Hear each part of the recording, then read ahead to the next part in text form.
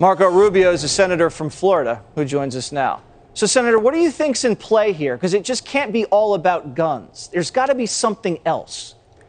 Yeah, I mean, I think the intro to this actually touches upon it. It's not about the how necessarily, but the why, in the sense that these are people that want to harm people in a mass scale, and the instrument they use in many cases are guns, but that sentiment of wanting to hurt people is the one we really need to really focus on.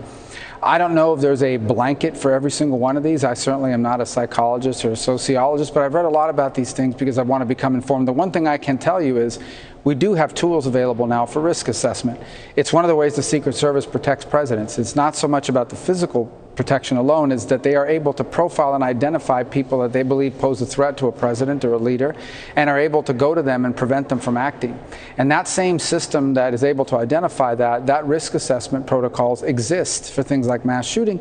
And then the question becomes, can you have tools in place to identify and intervene before people take that next step? And oftentimes that's difficult to do because in the case of a school, for example, we've built up a culture in many places where we don't want to criminalize 16 and 17-year-olds. We don't want law enforcement hanging around the school campus and sort of stigmatizing people. But in many of these shootings, I mean, Las Vegas being one of the exceptions, a guy that really still don't know too much about the motivation behind that terrible tragedy. But these others are people that didn't just snap from one moment to the next. We'll learn more about this murderer, but we know about the one in Florida, we know about the one in other places, and these are people that for a period of time were headed in this direction, and there was nothing in place to catch it and stop it from happening before it got to that point. That's interesting, your Secret Service analogy, because you're right. You know, they send these letters or they make these threats, and then the Secret Service will pay them a visit.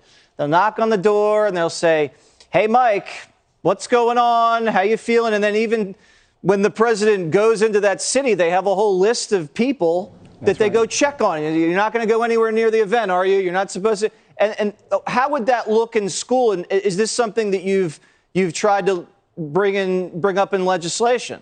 And have the Democrats agreed with that? Well, we have, and actually there are programs in place that fund that, and we were able to do that and continue to fund it every year since.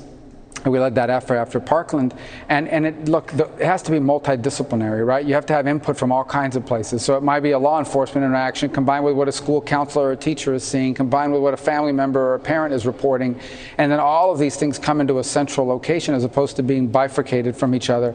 It's a really useful tool, and it's one that we should use more because, unfortunately, there's someone out there right now that's going to be the next school shooter because they're watching this stuff on TV, and it's going to inspire them to act.